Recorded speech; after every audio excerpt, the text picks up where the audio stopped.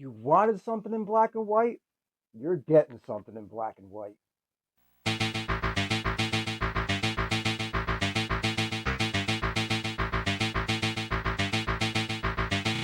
Okay, everybody, today we're going all the way back to 1960 to look at a kind of a little teeny weeny supernatural ghost story from years gone by. We are talking about Tormented. But before we go any further, before we look into this gem any farther, once again, and as always, to the trailer. No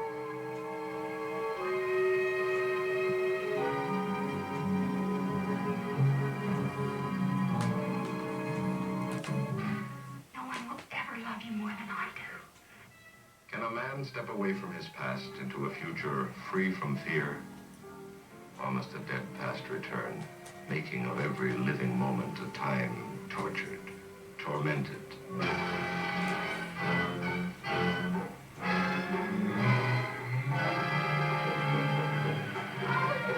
Tormented, holding you spellbound for the she-ghost of Haunted Island.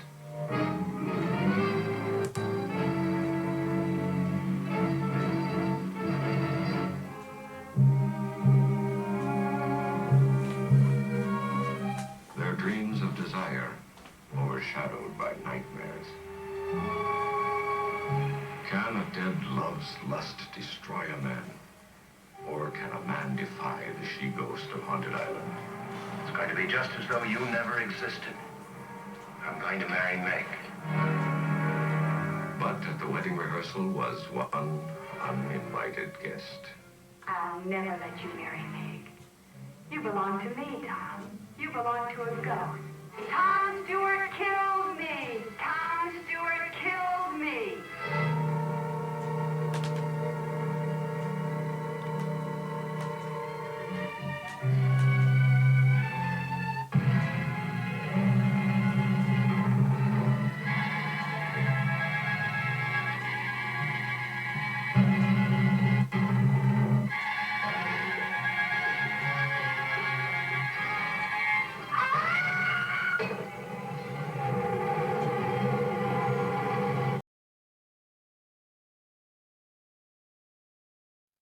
Okay, this motion picture was directed by Bert Gordon. If you know me, you know Bert Gordon. He's done some of the movies I love. We're talking about Food of the Gods. We're talking about Empire of the Ants, and The Amazing Colossal Man, and The Mad Bomber, and The Big Bet, and Village of the Giants, and Picture Mommy Dead, and The Spider, and Attack of the Puppet People, and Necromancy, and Let's Do It, and Satan's Princess. So, this guy has got a track record of motion pictures that I severely love and severely enjoy. Let's keep going. Okay, playing Tom, Richard Carlson. Let's go. We're talking about Creature from the Black Lagoon. We are talking about It Came from Outer Space, and the little foxes, and the Ghost Breakers, and Hold That Ghost, and Too Many Girls, and on TV, I Had Three Lives, Mackenzie's Raiders, A Virginian, Burke's Law, Cannon, was around, did a lot. Playing by Julie Redding. Now, let's be honest, not much of a career. Burke's Law, Dr. Kildare, Big Valley, Branded, Crossings, Murder, She Wrote, Sea Hunt, Ozzie and Harriet, 77 Sunset Strip. Let's face it, folks, she didn't do a lot of work. She didn't have to. She was hired for being a brick shit house. Just the way it goes.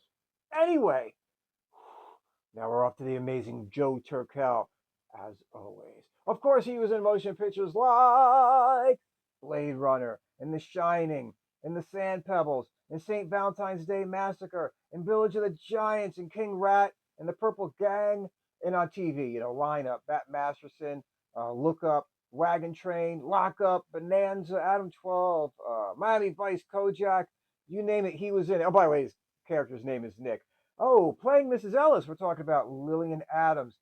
We're in The Jerk, and Bruce Almighty, and Private Benjamin, and The Hunter, and Funny Girl, and on TV, Falcon Crest, Hill Street Blues, Wings, Sybil, Lois and Clark, Highway to Heaven, Odd Couple, Benson, playing Meg, not much of a career. Lugene Sanders is what it is. She came and went.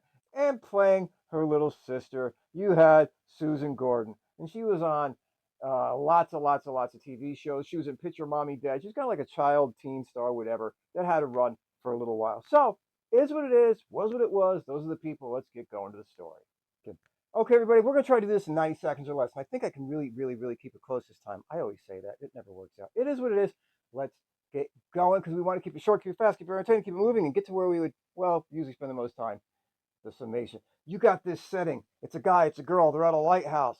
The girl's name is Vi. She's a singer, cabaret chick. The guy's name is Tom. He's this big jazz piano concert, best in the world type of dude. Is what it is. Well, he tells her, I'm getting married, so our little tryst must end. She's like, no, you're marrying some younger girl for money. We're not going to deal up with that shit. I'm not putting up with that shit. I will ruin you.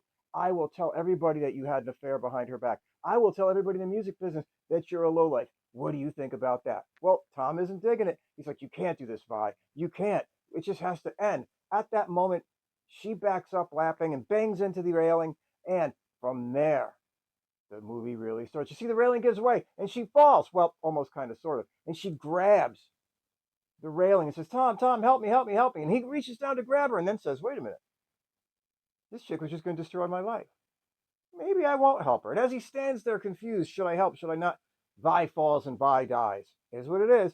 Next thing you know, he's looking in the morning for Vi with a pair of binoculars to see if he can find the body. And he does. So he runs out and he grabs her and he brings her up to shore to try to save her. Well, that doesn't really work out because it's just a bunch of seaweed. And he realizes, am I losing my mind? At that moment, the little sister of his fiance shows up. And she's like, oh, Tom, how you doing, Tom? And he's like, hey, kid, what's going on? And she's like, oh, nothing. Hey, I found this watch. He's like, oh, shit. And it was Vi's watch with an inscription on it that he had given her. So he says, beat it. I'll be along in a minute. She leaves. He throws the watch in the ocean. Fiance shows up. They're walking along in the sand. They're doing the thing. All of a sudden, footsteps start appearing next to them. And he's like, whoa, do you see that? And she's like, no, what are you talking about? He's like, oh, nothing. I don't know what I mean. Hey, whatever. He goes home. He's rehearsing. He's doing the whole thing that you would do before a concert piano thing. And all of a sudden, records start playing on their own. And everything goes weird because it's, Vi singing on the record. And he's like, what? So he takes the record out and stops it. But it starts playing again on its own. Ooh, it's kind of a little weird. So he takes the record, he breaks it, he smashes it. He thinks he's losing his mind. He doesn't know what's going on. It is what it is. And there's a lot of little things that keep happening like that to the motion picture. Things where you're like, is he losing it? Is it really happening? We don't know. It doesn't make a difference. Anyway, this blind real estate agent named Mrs. Ellis shows up. And he starts asking her questions like, do you believe in ghosts? Do you believe in this? Apparently this chick's kind of psychic or whatever. It is what it is. Talks to her. She leaves. Motion picture continues. He has a dream about Vi. And in the house, what happens after that? Well, that watch reappears again. Weird shit starts happening. He thinks he's losing his little marbles. Then the little sister of his fiance shows up again. And she's like, can I try on the ring, Tom? Can I try on the ring? And he's like, yeah, sure. Puts the ring on her hand. And then she says, can I try on the ring, Tom? He's like, I just put the ring on your hand. What do you keep asking me for? She's like, no, you didn't. He's like, yes, I did. She's like, no, you didn't. And then he sees Vi's hand crawling along the floor, severed from the rest of its body with the ring on. And like, weird shit. He freaks out. He says, kid, do you see that? She's like, I don't know what you're talking about. I don't see anything. He's like, do you see that? He's like, crazy shit. Moments after that, Mrs. Ellis goes up and she's inspecting the lighthouse because something draws her up there. And it's the voice echoing in her head of Vi. And when she's up there, Vi tries to lead her off that railing of doom and kill her. So you're like, whoa, wait, maybe Vi is real. And maybe Vi really is a ghost. And Mrs. Ellis goes, oh, you're evil. And now you're like, wait, man, this might not be in the guy's head. This might really be a ghosty. It is what it is. So motion picture continues. A few minutes later, this guy, Nick, anyway, Joe Turkel, he shows up and he's like, hey, Daddy-O, hey, smooth player. There was this chick. I brought her to the island. She said she was coming to meet you. We did it on the download. She said she didn't want a lot of people to know. She said $5 here, $5 back. But she never paid me. Said she was getting the money from you. I want my cash. Tom denies everything. Says, I don't know shit. Guy's like, no, dude, yes, you do. Give me my money. Tom gives him the money. Dude disappears. Motion picture continues. Little while later, the family shows up. You see the run-of-the-mill shit. Tom is still having emotions or whatever. Thoughts in his head and visions. It is what it is. But Nick comes back and he says, hey, man, you know what? I've been doing some research. That chick, she is not on the island. But she never left the island. Now, listen. I know you got something going on with her. I know you don't want your little fiance puppet to show and to know.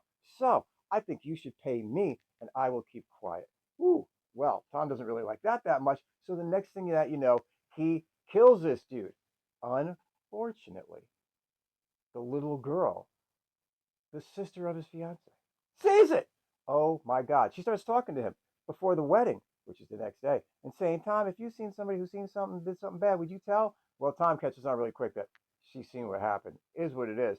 Goes to get married. They said, does anybody interrupt this wedding or interject to this wedding? Or you know that shit they say. Fucking who knows? Anyway, the little girl is just about to say something when the doors blow open. All the flowers die. The wind comes in. You're like, motherfucking Vi is on the prowl, and she is pissed. Is what it is. Scene cuts. Next thing you know, you see old Tom go to the lighthouse, and he says, Vi, it's it. You win. I'm leaving Meg. I'm abandoning the wedding. I'm out of here. It's all done. It's all over. I don't care no more. Just leave me alone. Well, the little girl shows up. And now it's all coming out in the open how she's seen everything. So she knows what he did. And he's like, oh no, it's such a fortunate thing that you've seen this. And you're like, wait a minute. Is this guy gonna do what I think he's gonna do? What? Damn. No. So he takes the girl up to the top of the lighthouse because he's about to pitch her off at a sweet by and by. And then all of a sudden, Vi appears in his face and he falls down the very place that she fell down to his death. And the next day, they fish the two bodies out of the ocean, him and Vi at the same time, and she puts her arm around him. End of story. That's it. She got her man in the end. She had to kill well, she didn't kill anybody, actually. She tried to kill the old lady, and a couple people died. Well, only Nick died, other than the two of them. But you get the idea. Motion picture ends. Let's get going to summation. Okay, everybody, does Tormented work? Well, kind of. It's kind of a mixed bag, really. Let's get the big three out of the way. The directing, it's all right. It's not the best work that Bert Gordon ever did. So let's not get carried away with ourselves. It's kind of low budget. This thing looks low budget, feels low budget. It is low budget, but it was directed semi-fairly kind of well for what it was. I'll get into more problems with it later. The writing, no better, no worse than all the other ghost sci-fi fare of the era. It was okay. The story was what it was. Were there some plot holes? Yes. But it doesn't really make a difference. It was just enough to tell you a little shit ghost story, and it was effective. The acting actually is what kind of saves this thing to a degree. I mean, you're talking about Richard Carlson, who does a really, really solid job in this, and I'll get more into it in a minute. And you got Susan Gordon, the little kid, who actually does a really good job. And of course, Joe Turkel is just awesome as the, hey, yo, hip daddy, yo, what's going on, son? Blah, blah, blah, blah. I think you got to make me a deal kind of guy. So the acting might be the highlight of this thing, but you're not going to really remember that so much because of the motion picture it's in, but the acting is solid. Now, normally about a motion picture like this, I go into the whole, these are the pluses before we get to the minuses thing. Today I'm going to do a little bit different. I'm just going to go into all the little flaws with this thing and then tell you it's kind of semi-saving grace. This motion picture, again, looks and feels cheap. There's a lot of matte shots in this thing where you can say that lighthouse is not behind those rocks on that water. I can see it. I know it. It doesn't even have the right angle to it. It's like somebody just painted it at an angle where it's leaning back. Things just don't look right. The editing sometimes is choppy and feels, well, just out of time. It doesn't feel right. The editing is not the best I've ever seen in this in a motion picture by far. It has a very early 1960s low budget vibe, low budget feel. We were like, okay, they didn't really care about this. This was just the cannon fodder of the day. This is going to be in a drive-in someplace. Teenagers are going to see it. They're going to have the Blob and this and the Creature from the Black Lagoon and all that kind of shit. And this fits right in there. So they weren't too particular about how well they edited it. And obviously, the special effects in this thing, by today's standards, or even 70s standards, or even some of the 60s standards, is pretty bad. Let's face reality. When you see Vi's head talking to you, you're like, okay, this doesn't look good. When you see her little hand moving, you're like, okay, this doesn't look too good. When you see like the ghost coming at you can see they're just overlaying one piece of film over the other one. It doesn't look great, especially when you consider some of the massive achievements of movies from that era, like, whether it's War of the Worlds or something like that. You've got some stuff that makes a dent. And then you have this, which just, it is what it is. But in all of that, through all of that, is there a redeeming storyline to this motion picture? Is there something you can grab onto? Is there something you can watch and you can hold? And Yeah, there kind of is. You have to kind of think of this motion picture as a poor man's Magic, or as a poor man's The Shining, or something like that, where you're watching this guy slowly descend into what you're not sure is madness or extreme guilt or whatever, but you're watching a personality either dissolve or reveal itself before your very eyes. Let me explain. In the beginning of this, yes, he does the wrong thing. Yes, Vi falls and dies. Yes, he lets her fall and die. But in his mind, he's like, wait a minute, this crazy chick was blackmailing me. She's going to destroy my life, destroy my career. Blah, blah, blah. And he didn't push her over the railing. She fell over the railing. And he went to help her. And then he was like, wait a minute, this chick's trying to destroy me. Why am I helping? And he actually showed guilt for it. Doesn't excuse him for what he did. He was still a piece of shit. But you could see where there was like a humanity to this guy. He wasn't an evil monster. And he was torn up about what he had done all the way through the beginning of the movie. So you're like, is this guy just a guy who made the ultimate bad decision? Or is this guy evil? What's going on with this dude? So you're kind of following the story. You're going along with it. You're like, okay, this guy's a bad dude, but is he a bad dude? You know, whatever you want to call it. And then he takes out the Nick, you know, Joe Turkel, the guy bribing him, the boat dude. And you're like, wow, okay, this guy's clearly got a lot going on. In his mind, he's rationalizing his bad behavior. But everybody he's taking out up to this point was like semi-evil people on their own. One's a blackmailer, or both were blackmailers, actually. You know, everybody he's dealing with, they're all dealing with on that same scumbag level, so that they're all just kind of wiping each other out.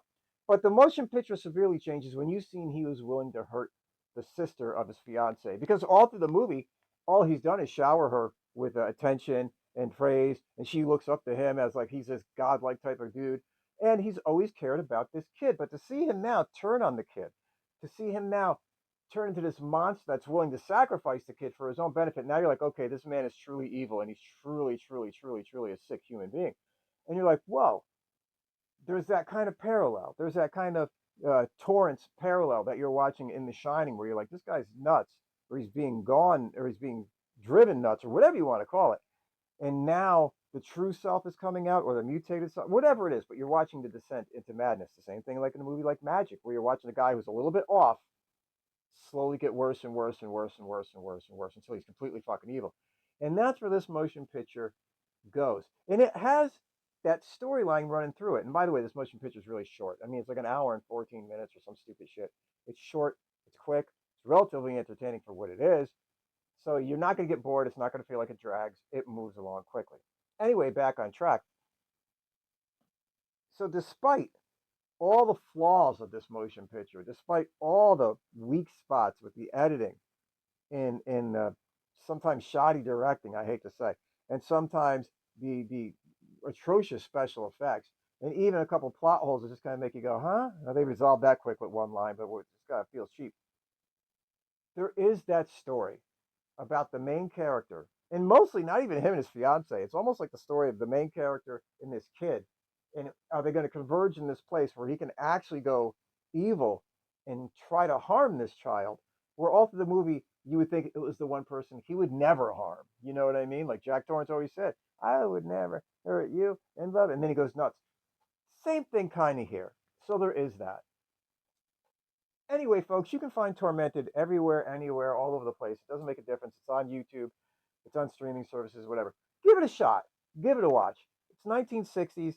It has its flaws. It's low budget. It is what it is. But is it worth an hour of your time just to kill one night as you're falling asleep? And you're like, well, that was entertaining. You get to see Joe Turkel, you know, when he was young, playing a different kind of a character than the stoic, almost machine-like characters he played in his two biggest films. Let's face it, Blade Runner and goddamn The Shining. You think of Joe Turkel, that's what you think. This is a different view into his career. So, anyway, give it a shot. Take a look. Let me know what you think. Until then, be good, stay out of trouble, be kind to a stranger, be there for a friend, and most of all, never and ever take any bullshit from anybody. See y'all soon.